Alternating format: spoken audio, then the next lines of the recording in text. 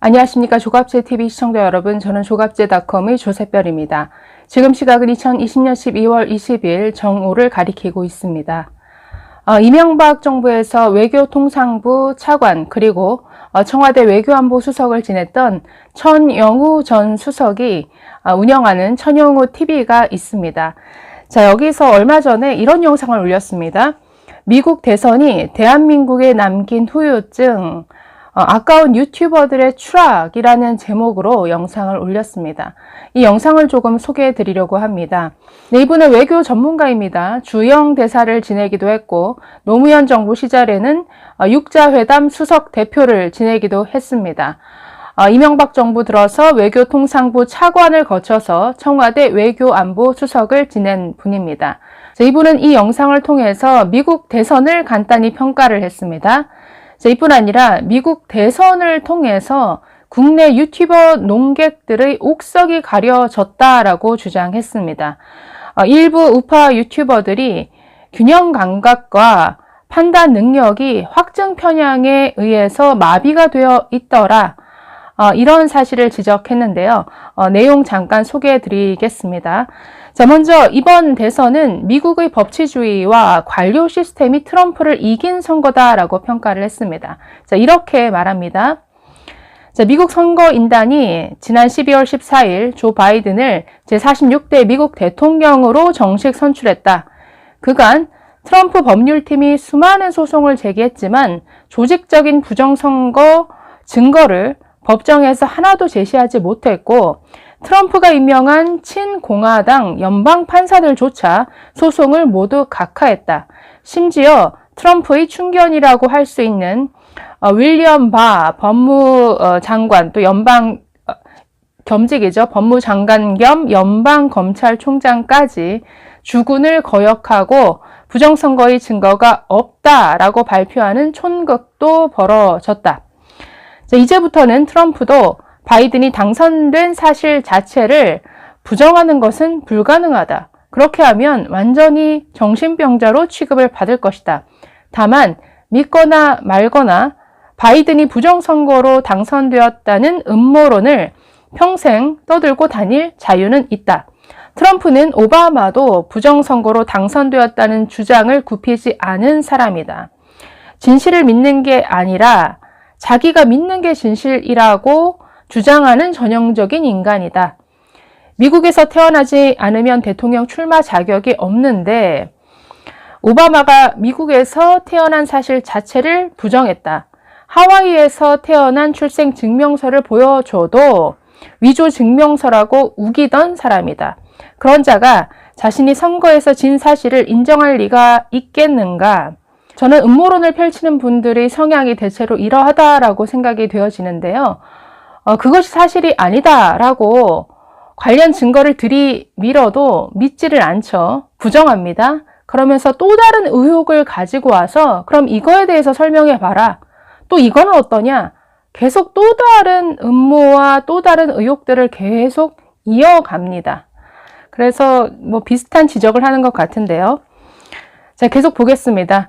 그러나 미국에 아무리 혹세무민의 천부적 능력을 가진 대통령이 나와 황당무계한 주장을 해도 미국의 법치주의 전통을 이길 수는 없고 국가를 지탱하는 시스템이 정상적으로 작동한다는 게 이번에 확인된 셈이다.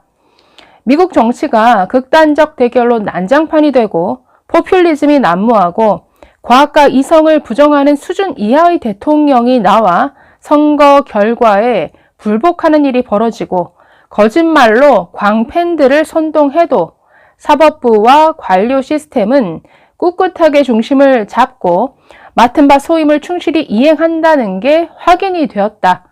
미국 사회의 이런 저력과 자정 능력이 미국을 위대하게 만드는 저력이구나 하는 생각이 들었다라고 평가했습니다.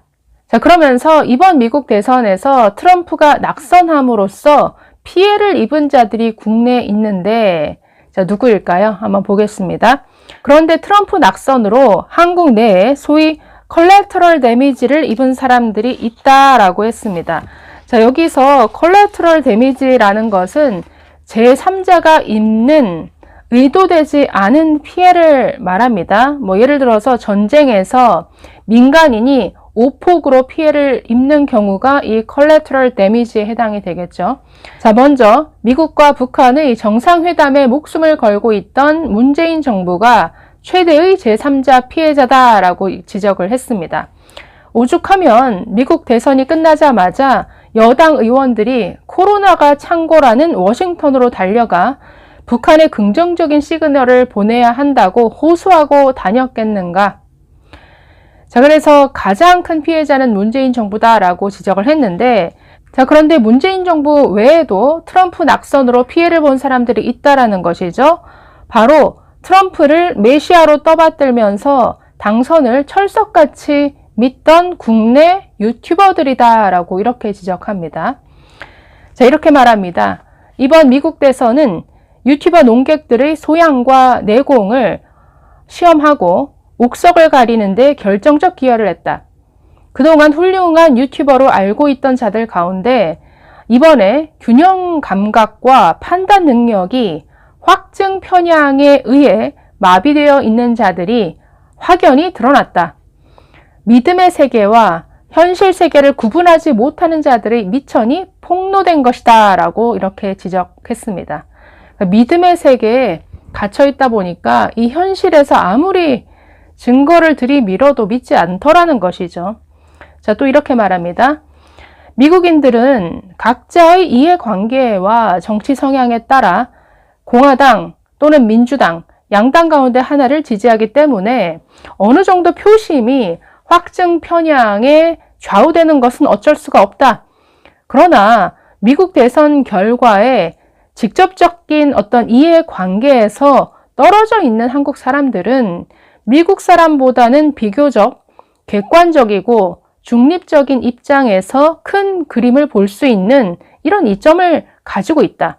물론 트럼프가 김정은에게 너무 쉽게 사기를 당하는 게 불안하고 또 김정은 체제의 정통성을 인정해 준 게 못마땅하고 또 한미동맹의 미래가 걱정되는 그런 한국인이라면 내심으로 이번에 트럼프가 낙선하기를 바랄 수는 있겠지만 당선된다고 해서 나라의 흥망이 영향을 받는 것은 아니다. 결국 미국 대선 결과는 어쨌든 남의 나라 이야기라는 거죠. 우리와는 뭔가 직접적인 이해관계에서는 어느 정도 떨어진, 그런데 왜 이 미국 대선에 이렇게 목숨을 거느냐, 이런 지적인 것 같습니다. 자, 그러면서 미국 대선에서 트럼프의 뻔한 수작을 이해하는 게 유튜버 논객에게 그게 그렇게 어려운 일이냐라고 묻습니다. 자, 이렇게 말합니다. 트럼프의 부정선거 주장과 음모론에 어느 정도 신뢰성을 부여할 것인지를 판단하는 게 객관적인 안목을 가진 논객에게는 그렇게 어려운 일이 아니다. 자, 유세 과정에서 바이든은 코로나가 위험하니 가급적 우편 투표를 하라고 호소했고, 그 반면 트럼프는 우편 투표는 사기당하기 쉬우니 가급적 투표장에 직접 가서 하라고 얼마나 열심히 독려했는지는 다 아는 사실이다. 자, 바이든 말을 믿고 우편 투표를 한 사람들 가운데 바이든을 찍은 사람이 많은 것은 당연한 것이고, 또 트럼프의 말을 듣지 않고 우편 투표한 사람이면 트럼프를 찍을 가능성이 낮을 수밖에 없는 것이다. 그리고 전체 투표자의 45%가 우편 투표를 했으면 현장 투표에서 트럼프가 근소하게 앞섰더라도 우편 투표를 개표하면 뒤집힐 수밖에 없다라는 이 이치는 초등학교 수준의 수리 개념만 있으면 다 알 수 있는 사실 아닌가라고 이렇게 말합니다.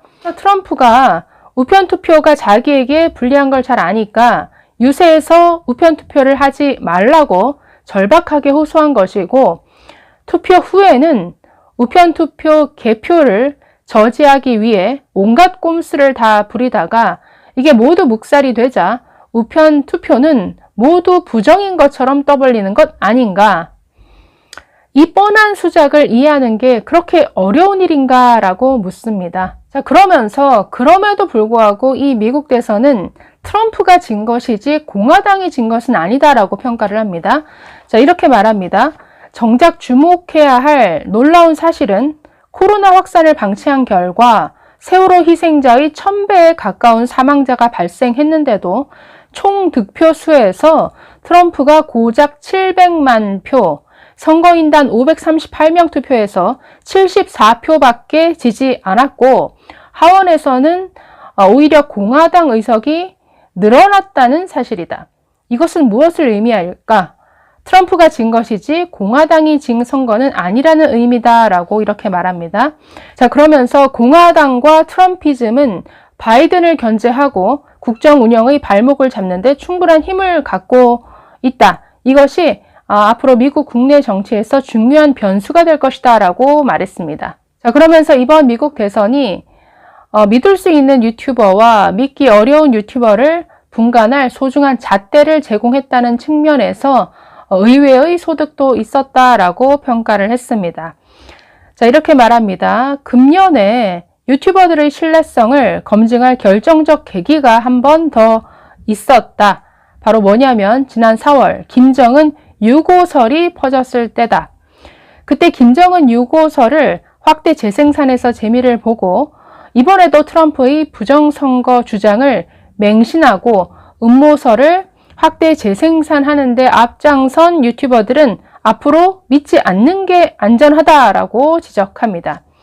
기본적 사실 확인도 해보지 않고 영상 만드는 것을 예사로 여기는 무책임한 사람들이다.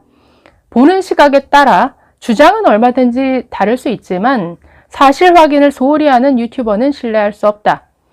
그런데 금년도 가장 뜨거운 뉴스 중에 둘 다 헛짚은 사람과 하나만 틀린 사람은 구분할 필요가 있다. 둘 다 헛짚은 사람 중에서도 실수를 바로 인정하고 바로 잡은 사람이 있고 끝까지 틀린 것을 인정하지 않은 사람도 있더라라고 이렇게 말합니다. 자, 예컨대 김정은 유고설을 퍼뜨렸다가 건재하다는 것이 확인된 다음에도 북한 매체에 등장하는 김정은 사진이 가짜라고 우기던 사람들이 있더라는 것이죠. 자, 또 이뿐 아니라 미국 연방대법원이 지난 11일 트럼프가 패배한 4개 경합주의 선거 결과를 뒤집기 위한 트럼프 측 소송을 각하하고 대통령 선거인단이 공식적으로 바이든을 대통령으로 선출한 이 절차를 완료한 이후에도 바이든이 부정선거로 당선되었다는 음모론을 계속 믿는 사람도 역시나 있을 것이다 라고 이렇게 말합니다. 자, 그러면서 그런 사람들은 믿고 싶은 것과 현실을 구분할 인지 능력을 상실한 사람이다. 믿고 싶은 것과 정반대의 일이 현실 세계에서 일어날 수 있는 이치조차 모르는 유튜버라고 할 수 있다라고 말합니다. 그러면서 마지막으로 이렇게 말합니다. 그렇다고 해서 시청하지 말라는 것은 아니다라고 합니다. 현실 세계에서도 TV에 정말 막장 드라마가 펼쳐지고 사실과는 무관한 넌픽션의 세계가 아주 사람들에게 많은 재미를 주고 있는데 사실 사실과 진실은 굉장히 재미없다라는 것이죠. 그렇기 때문에 가짜뉴스, 음모론이 주는 재미에 빠져서 사는 것에 대해서는 뭐라고 하지 않겠다. 그거를 즐기면서 뭔가 힐링이 되고 마음의 위안을 얻는다면 그것으로 괜찮다, 오케이라고 합니다. 자, 그러나 구분하고 보라는 이런 당부죠. 네, 천영우 전 수석 이렇게 말했습니다. 소설도 읽고 드라마도 보는데 그럴듯한 가짜뉴스가 나쁠 게 뭐가 있겠나. 다만 픽션인지 넌 픽션인지는 확실히 알고 보자라고 이렇게 당부했습니다. 감사합니다.